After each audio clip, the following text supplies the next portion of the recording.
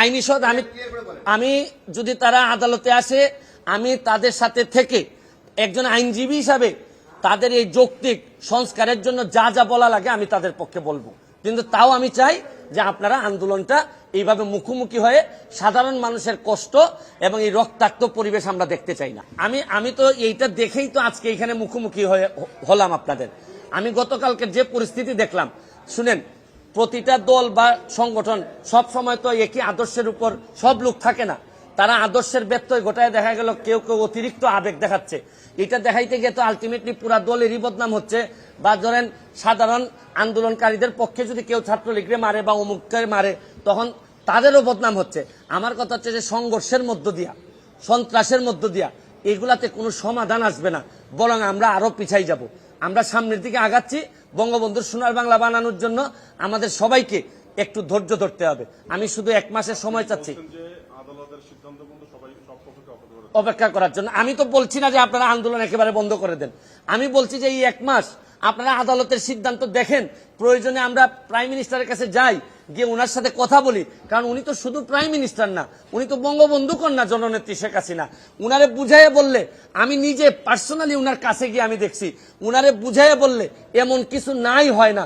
আপনি জানেন আমাকে মৃত্যুর হুমকি দিছিল, আমি প্রাইম মিনিস্টারকে গিয়ে বলছিলাম, উনি প্রায় 3 থেকে 4 দিনের মধ্যে বাধ্য করছেন আমাকে যারা হুমকি দিয়েছিল তাদের সবাইকে ধরতে, এবং যারা যারা এগুলোর সাথে ইনভলভ। কারণ আমি জানি যে উনারে বুঝায় বললে কতটুকু বোঝানো যায়।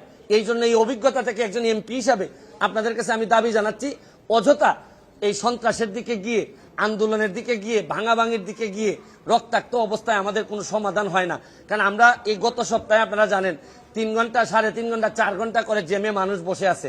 আমরা তো কিছুটা এগুলা থেকে মুক্তি পাইতেছি, কেন আবার এগুলাতে আমরা ফিরে যাব?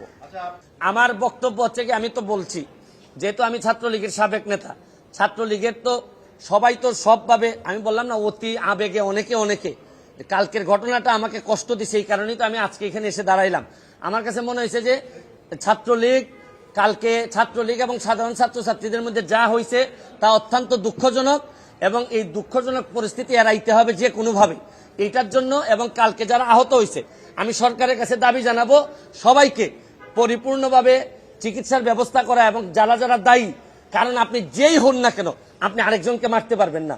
আপনি কোনো আপনার সমস্যা থাকলে আপনি অথরিটির কাছে তুলে দিতে পারবেন। কেউ যদি আপনার মনে হয় রাষ্ট্রবিরোধী কাজ করতেছে, আপনি অথরিটির কাছে তুলে দিবেন। কিন্তু এটা যে পক্ষেই হোক, ছাত্রলীগই হোক আর যেই হোক, আমার কাছে মনে হয় অন্যের উপর হাত তোলাটা কোনোভাবেই কেউ মেনে নিবে না। এবং আমিও জানি সরকার থেকে এই ধরনের কোনো আদেশ বা এরকম কোনো কিছু বলা নাই। অনেকে অতি আবেগে এই কাজটি করে থাকতে পারে। আমার কাছে মনে হয়েছে যে ছাত্রলীগ যদি কোনো মারধরের ঘটনায় থেকে থাকে, এইটা ছাত্রলীগের কোনো দলীয় সিদ্ধান্ত না, এটা হচ্ছে গিয়ে অতি আবেগ। ওই কিছু কিছু লোক হাইব্রিড থাকে, তারা নিজেদেরকে প্রমাণ করার জন্য ছাত্রলীগের ট্যাগ লাগাইয়া দেখা যায় আরেকজনকে মারতেছে। এরা কি বুঝে না যে আমি যখন একজনকে মারতেছি, এটা সারা বাংলাদেশে ভিডিও হচ্ছে, আমার দলের ক্ষতি হইতেছে? এটা কি এরা বুঝে না? যারা বুঝে এরা কখনো মারবে না, আর যারা মারে এরা প্রকৃত ছাত্রলীগ না।